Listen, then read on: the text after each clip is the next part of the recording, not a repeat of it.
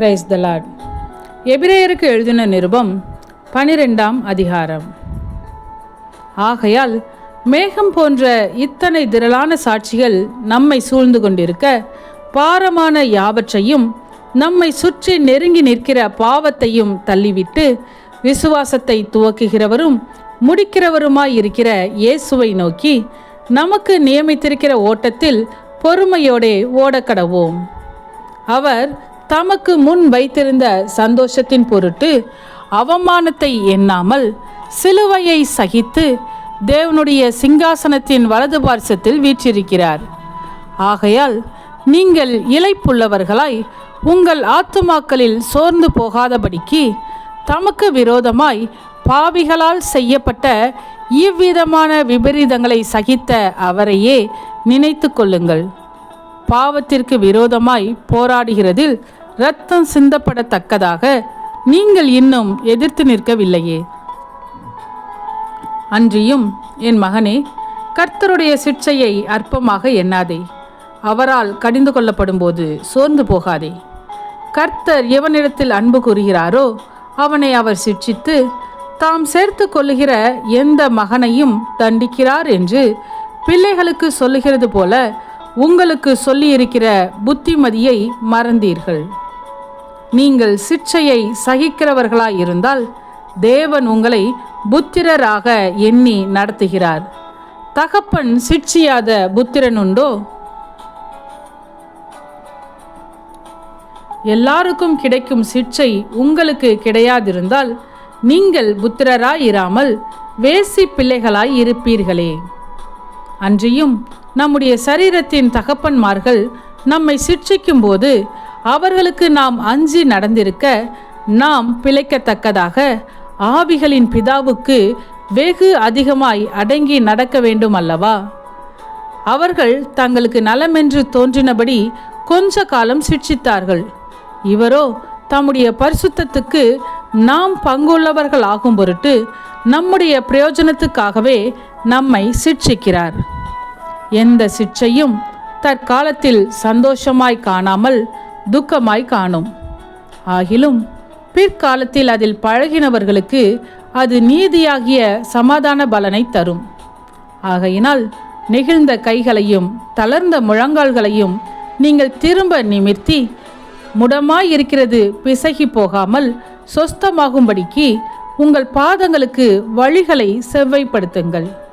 யாவரோடும் சமாதானமாய் இருக்கவும் பரிசுத்தம் உள்ளவர்களாய் இருக்கவும் நாடுங்கள். பரிசுத்தம் இல்லாமல் ஒருவனும் கர்த்தரை தரிசிப்பதில்லையே. ஒருவனும் தேவனுடைய கிருபையை இழந்து போகாதபடிக்கும் யாதொரு கசப்பான வேர் முளைத்தெலும்பி கலக்கம் உண்டாக்குகிறதினால் அநேகர் தீட்டுப்படாதபடிக்கும் ஒருவனும் வேசிக்கல்லனாகவும் ஒருவேளை போஜனத்துக்காக தன் சேஷ்ட புத்திர பாகத்தை விற்று போட்ட ஏசாவை போல சீர்கெட்டவனாகவும் இராதபடிக்கும் எச்சரிக்கையாயிருங்கள். ஏனென்றால் பிற்பாடு அவன் ஆசீர்வாதத்தை சுதந்திரித்து கொள்ள விரும்பியும் ஆகாதவன் என்று தள்ளப்பட்டதை அறிவீர்கள். அவன் கண்ணீர் விட்டு கவலையோடே தேடியும் மனம் மாறுதலை காணாமற் போனான். அன்றியும் தொடக்கூடியதும் அக்கினி பற்றி எரிகிறதுமான மலையினிடத்திற்கும் மந்தாரம் இருள் பெருங்காற்று ஆகிய இவைகளினிடத்திற்கும் எக்கால முழக்கத்தின் இடத்திற்கும் வார்த்தைகளுடைய சத்தத்தின் இடத்திற்கும் நீங்கள் வந்து சேரவில்லை. அந்த சத்தத்தை கேட்டவர்கள் பின்னும் தங்களுக்கு வார்த்தை சொல்லப்படாதபடிக்கு வேண்டிக் கொண்டார்கள். ஏனெனில் ஒரு மிருகமாகிலும் மலையை தொட்டால் அது கல்லெறியுண்டு அல்லது அம்பினால் எய்யுண்டு சாக வேண்டுமென்று சொல்லப்பட்ட கட்டளையை சகிக்க மாட்டாதிருந்தார்கள். மோசேயும் நான் மிகவும் பயந்து நடுங்குகிறேன் என்று சொல்லத்தக்கதாக அந்த காட்சி அவ்வளவு பயங்கரமாயிருந்தது. நீங்களோ சீயோன் மலையினிடத்திற்கும் ஜீவனுள்ள தேவனுடைய நகரமாகிய பரம எருசலேமினிடத்திற்கும் 1000 10,000 தேவ தூதர்களின் இடத்திற்கும்